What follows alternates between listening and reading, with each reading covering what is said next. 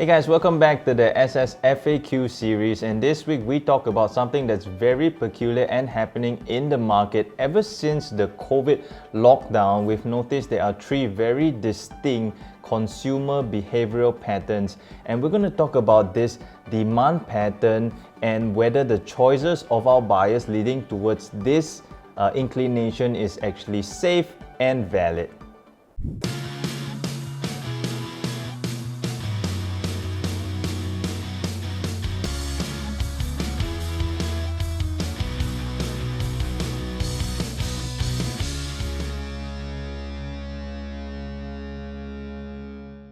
So is the saying, old is gold dead? Let's first start by discussing the three very distinct behavioral pattern choices that the market is leaning towards. Number one, everyone is gravitating to more space. They want bigger living rooms, bigger communal living, bigger room sizes, because I guess COVID has shown us that space is very important.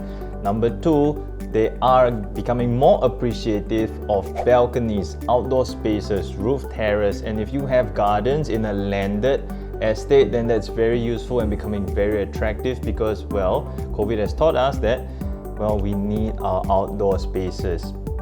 And number three is they want something that's ready to move in, and that also means that the status and the condition of the place should be immediate occupancy, plus the renovation status of this thing should be as close as possible to fully renovated. If not, it's just add-on finishes, renovations that's not going to be more than 2 weeks or a maximum of 1 month or so.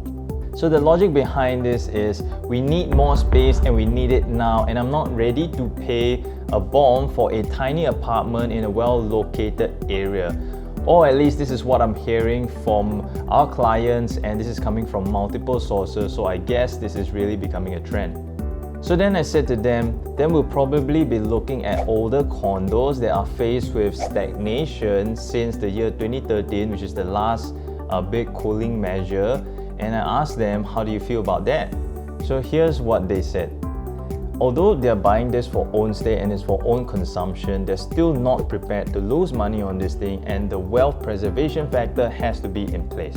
So that got me thinking, and I thought, why not deep dive into the past 10 years top performers in terms of appreciation factor, and these should be properties that have come online before the 2013 cooling measures, and that's how we can track properties that have consistently performed even past the cooling. And then we will be able to earpick the best winners among these and shortlist them into selections, because these have continued to perform even across cooling.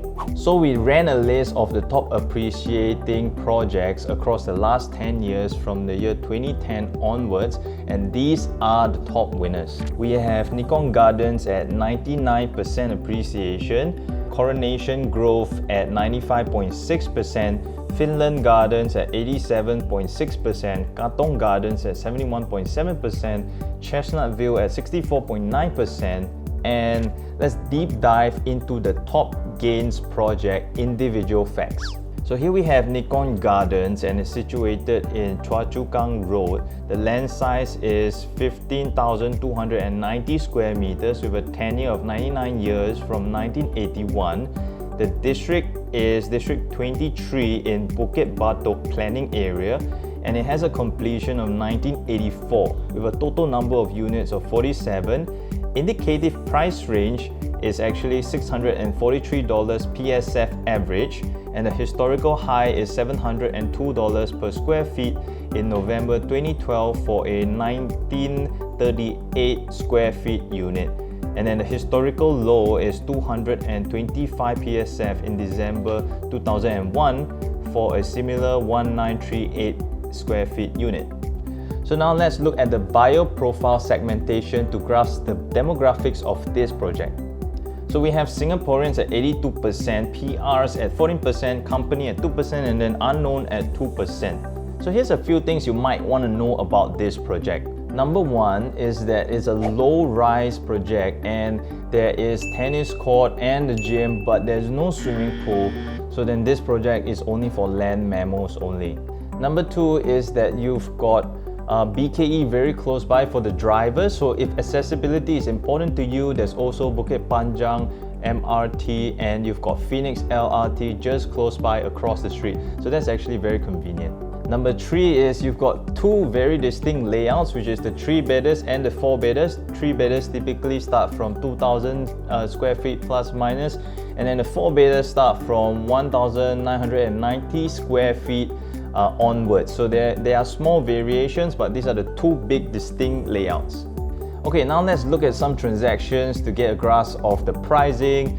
And you've got 20 transactions across 10 years. And the absolute quantum is a very palatable range of 1.2 million to 1.38 million for all this space. So if you're a West Sider, then you're definitely going to want to snap up one of these units if it becomes available into the market, because the fundamentals look really good. But I guess there's also the big question of, will this project continue to appreciate? And my humble opinion is that yes, it will, simply because of the lack of supply. And it seems like if you were a current occupant or a resident in the Bukit Panjang area or the west side, then if something of this price range, of a palatable range of 1.2 to about 1.38, almost 1.4 mil comes online for 2,000 plus square foot of space, I think it's going to be very interesting for you. Now we've also got research to back this, and I want to show you here. If we look at the nearby properties within a 1 kilometer radius, here we have a range of Nikon Gardens all the way to Bukit 828. And as you can see clearly, the price trend is a forward and upward trend towards the newer launches. Okay, so I guess the series of questions that we will ask ourselves next in understanding to whether you will buy this project or not is, first, it's not a very new condo, but it has a ton of space.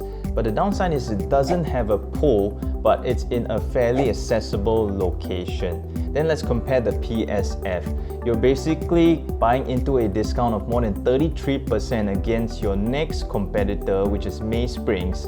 And then the cluster high is 828 Bukit, which is 2.4 times higher.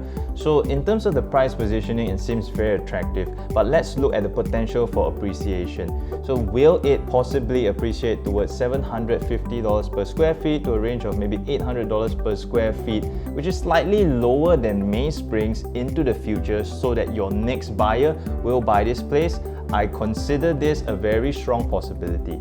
So if you're one of the owners who owns one of these properties in the list that we spoke about, and you feel that this video has been useful for you, or you're contemplating whether this is a good time to sell your place, feel free to reach out to us and we'll be more than happy to help you analyze it. Now, we also have viewers who are looking at this from an investment angle, and you're contemplating whether this is the right strategy for you, or you have other strategies in mind. Feel free to drop them in the comment section below. We'll be happy to answer all your questions, and if you reach out to us personally, we'll also be happy to do an analysis for you. So I'm Nick Tan, Selling Singapore, and we'll see you in the next video.